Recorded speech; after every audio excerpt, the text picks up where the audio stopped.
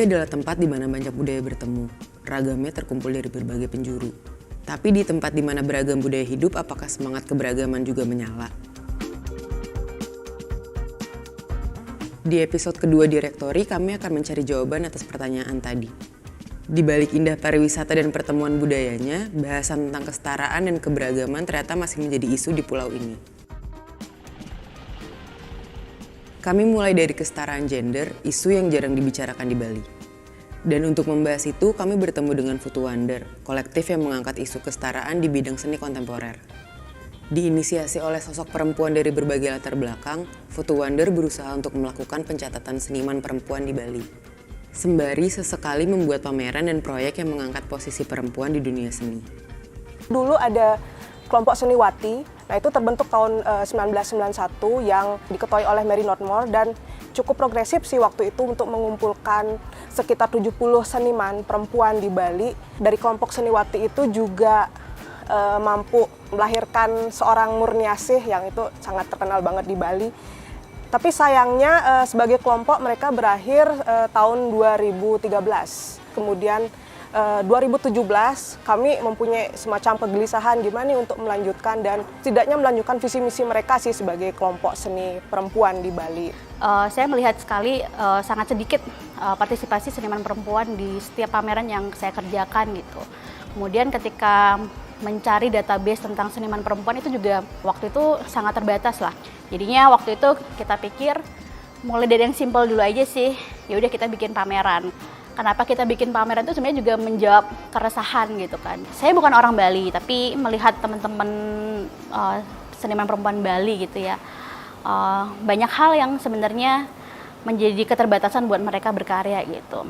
Jadi perempuan di Bali itu ya harus melakukan kewajiban adat, tetapi juga harus kembali lagi ke masalah-masalah domestik gitu. Sebagai seorang seniman tuh masih dinilai sesuatu hal yang ngapain sih kamu jadi seniman gitu. Daripada kamu sibuk berkarya, ini ada anak suami yang harus diurus gitu, rumah harus diurus gitu. Banyak perupa muda yang tidak optimis untuk menjadi seniman, mereka mungkin lebih memilih sesuatu yang sifatnya pragmatis. Nah, pentingnya kami menghadirkan mereka yang berkomitmen di dunia seni untuk menginspirasi anak-anak muda ini kayak gitu. Saat membicarakan kesetaraan, kita biasanya hanya mendiskusikan tentang gender, padahal ada juga dimensi lain dari kesetaraan yang perlu menjadi bahasan.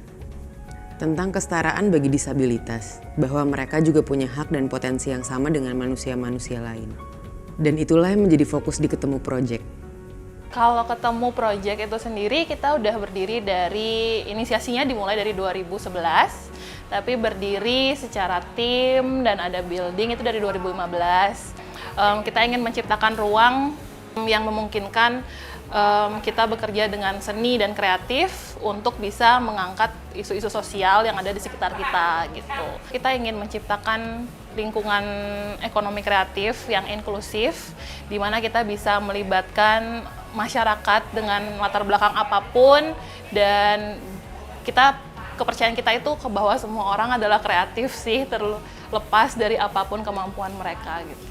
Di Bali sendiri sebagai kota pariwisata, tujuan pariwisata, itu sebenarnya mungkin banyak banget yang tertutupi oleh keindahan Pulau Bali, dan gimana wisatawan juga punya interest yang bukan ke masalah isunya, tapi lebih ke tentang budaya. Tapi sebenarnya banyak banget masalah di lingkungan kita sendiri yang dilupakan atau ditutup-tutupi jadinya gitu. Dan salah satunya malah tentang disabilitas ini gitu. Mungkin nggak cuma situasi di Bali ya, mungkin di wilayah di Indonesia juga masih banyak yang menganggap orang dengan disabilitas itu ya nggak mampu ngapa-ngapain gitu, udah jadi beban keluarga gitu.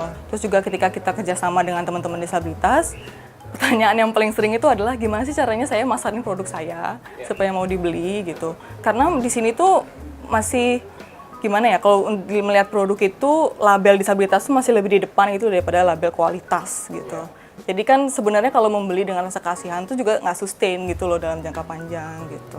Kreativitas itu gabungan dari kreatif dan abilitas. Jadi ya kita percaya setiap orang tuh sebenarnya kreatif kok, terlepas dari kemampuannya dia tuh seperti apa gitu. Nah, karena kita juga ada mentoring teman-teman difabel dalam mengembangkan suatu produk, kita mencoba untuk membuat suatu produk yang tanpa label disabilitasnya gitu. Jadi benar-benar kualitas itu nomor 1 gitu. Jadi dengan mentoring ini, jadi harapannya teman-teman difabel itu juga belajar gitu. Dan akhirnya mereka dari belajar itu jadi bisa tahu sendiri, bisa mandiri dan inisiatif gitu ke depannya ngembanginnya gimana gitu. Kita hanya ingin mencoba untuk membuka perspektif baru di masyarakat dan juga perlahan kalau bisa melepas stigma yang ada di teman-teman disabilitas bahwa mereka juga mampu untuk membuat sesuatu yang sama seperti kita gitu. Salah satu cara kita itu dengan melakukan kegiatan intervensi di ruang publik. Jadi kita membuat ruang di mana mereka bisa berinteraksi langsung nih dengan teman-teman ODS yang mungkin dalam kehidupan sehari-hari mereka pun takut untuk masuk ke lingkungan itu gitu. Padahal kenyataannya mereka bisa berinteraksi sama seperti kita dan mereka baru tahu di situ kalau ternyata mereka tidak seseram itu dan mereka bisa diajak ngobrol tentang masalah apapun dengan santai gitu.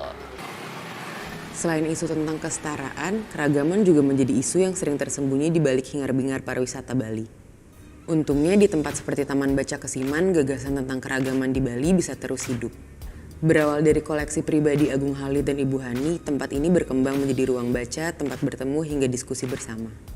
Ya tentu Bali mempunyai daya tarik menghadirkan orang dari berbagai macam background negara ya. Tapi pertanyaannya apakah orang Bali gitu siap akan keberagaman itu? Kalau bagi saya ya pertanyaan besar juga gitu. Apakah pariwisata memberikan celah-celah untuk kita menjadi manusia yang beragam, untuk menghargai segala bentuk perbedaan? Ya ayo kita ngobrolkan bareng-bareng tentang hal itu gitu. Di Bali ya ruang-ruang untuk berpikir kritis ini sebenarnya hilang. Pariwisata Bali mengharapkan kita untuk menjadi manut aja, terima apa adanya tentang pariwisata.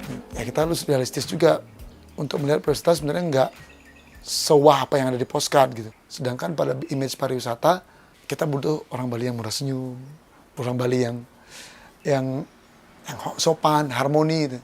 Tapi di balik harmoni ternyata kita harus menutupi bahwa kita pernah memiliki sejarah orang Bali pernah saling tikam, saling bunuh.